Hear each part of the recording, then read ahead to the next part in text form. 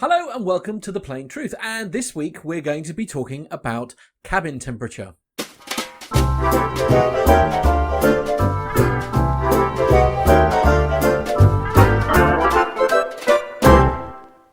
Joining me as always is the legend that is Captain Al. Hi Captain Al. Good evening, Matt. I see we've gone for a contentious one then.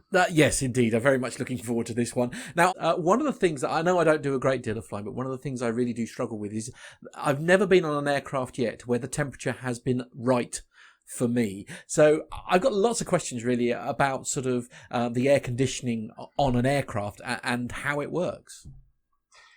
Okay, so it's an interesting one because as you might be able to see this evening, I'm sat in a t-shirt and you are in a jumper. Yes.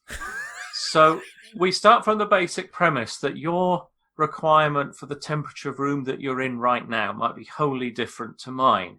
So that's one of the starting points that we have to deal with this, is that none of us are the same. Now, for example, my wife functions very badly if the temperature in a room is less than 21 degrees.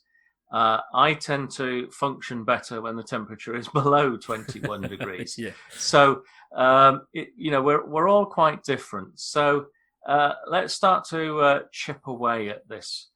So on an aeroplane, there are going to be, well, let's just say as a starting point, a couple of hundred people, okay? We're going to do a flight from Ibiza to Manchester. It's the summer and it's 2:00 in the morning. So of our 200 passengers, 198 of them are going to be in hot pants and vest tops. I mean, slight stereotyping there, but...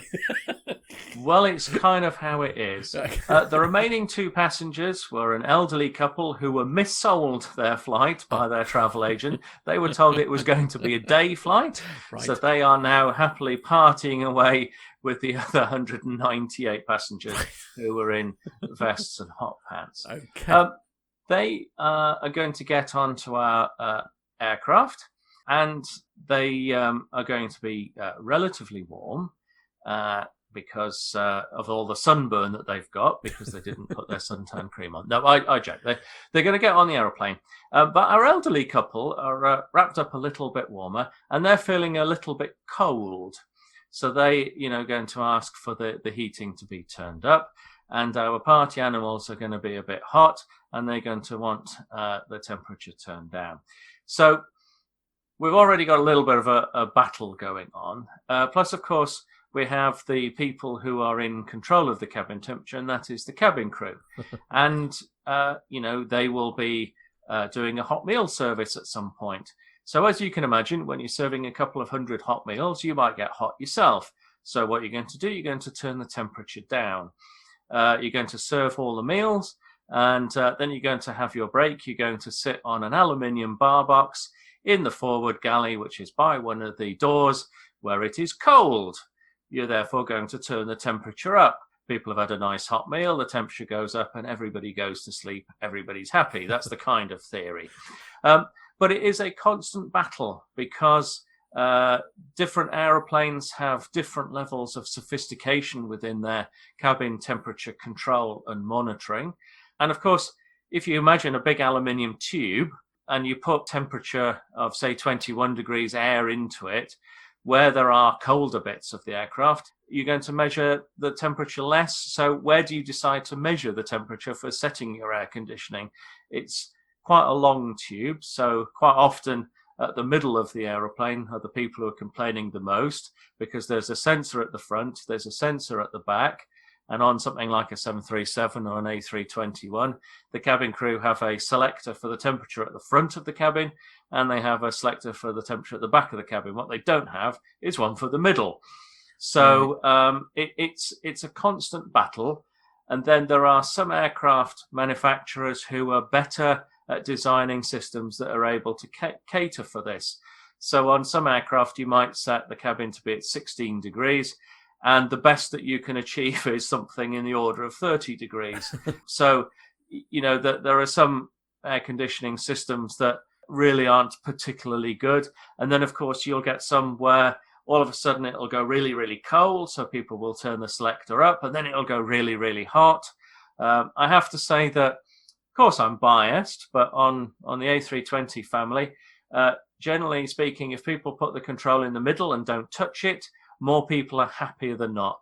The cabin crew have a small range of control. We don't trust them with the whole thing. We have the master control in the cockpit. They have a small control, and they can move it up and down half a degree or so, and they are happy. And fully enough, half a degree, just like half an inch, does make a difference. If you can keep the majority of people happy most of the time, then you're doing a good job. It's just one of those things. It's an almost impossible task, because if you've got 200 people, you're going to have 200 different opinions as to whether it's hot or cold. I did have an idea once on a connected aeroplane where everybody's got seat back TVs, that if you were too hot, you'd press a little button on your seatback TV and say, I'd like it colder. And there'd be some sort of voting system. And if the majority of people in your zone were too hot, then the temperature lowered a degree. And I thought that would be quite good. Of course, you'll always get people then who are really, really hot, but just for the sake of skewing the argument, they'd select for more heat, which would just mess it up for everybody. But it's a tricky one. The way that we produce the air in the aircraft is complicated, to say the very least. Some aeroplane manufacturers are better at designing the systems for customer comfort. But of course, you've got to remember that if you're sat down, you're going to be a little bit cooler than if you're exercising by delivering hot meals.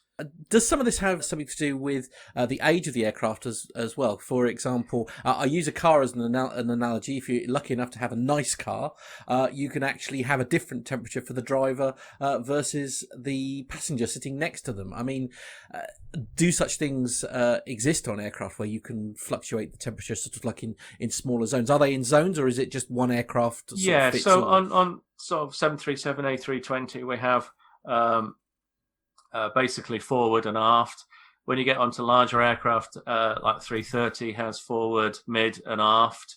And then I'm sure that if you get onto the 380, well, first of all, you've got two different decks to cater for. So you're going to have completely different dynamics on the upper deck to lower deck. Plus, of course, if you're then looking at different classes of cabin within the aircraft, if that was part of the original design spec, you might say, okay, well, we'll make first class its own zone. We'll make business class its own zone. So, there are lots of options available there. But for sure, what you're going to do is to try to split it up the bigger the aircraft, because just the range of temperatures that will exist in a particular area of the aircraft. So, and you mentioned age. We're certainly not going to say that older aircraft, the air conditioning also that provides the pressurization, is any worse. But what you might find that is an older aircraft, the ability to control the temperature to quite close tolerances might be much poorer. So you might get that it's really, really hot, it's really, really cold, it's really, really hot. And of course, you do get defects on the air conditioning system. So sometimes you can have, regulation faults that mean that the thing is permanently cycling between hot and cold, and there's not much that you can do about that other than try to reset it in the air and then get it fixed on the ground. So just like anything else, they are quite complicated systems. They can go wrong from a temperature regulation point, or they might not have been designed particularly well in the first place. And another question I've got, this is probably going to sound like a really daft question to you, but is the cargo hold heated? So again, that's an option. So like many things on an aeroplane, when you're buying it from new, you can choose all sorts of options. So cargo hold heating is an option. And if you go for the option, you can control the cargo holds. It's not really something that most sort of short haul operators will go for, because what's in the cargo hold typically isn't anything that is live. I mean, we do carry cats and dogs in unheated holes, but I will give you the caveat that the ventilation for those holes is basically the outflow air from the cabin. So although the holes aren't independently heated, the air that is leaving the cabin, vented from the cabin, goes out through those holes. So they're not sub-zero down there. They're going to be cooler than the cabin, So I think when I was at Monarch Airlines, we had a restriction that we couldn't have cats and dogs in the hold if the flight was longer than 6 hours. Right. And we never had any problems with that sort of thing. Conversely, one of the things that you do sometimes have to do and consider is not so much cargo hold heating, but cargo hold cooling. One of the things that you might be carrying in the hold might generate quite a lot of heat. So this is one of those very random things. But newborn chicks, so day-old chickens, are quite often transported by air. And chickens generate a huge amount of heat. If you've ever been in a chicken shed, they're extremely hot. Yeah.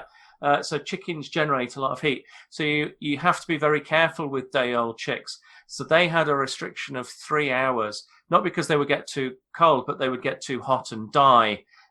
So sometimes you need cargo cooling, if you like. So it's not just a heating function. It's an option. Large aircraft that are traveling greater distances will have that because they'll be carrying a lot more in the way of cargo. So, for example, tropical fish, corals, that sort of thing, moved around the world an awful lot. The ornamental fish trade is quite a massive industry. So if you were to go into, lockdown aside, your pet shop locally to you, a lot of those fish will have come from Thailand, Indonesia, all over the world, and therefore will have flown by air.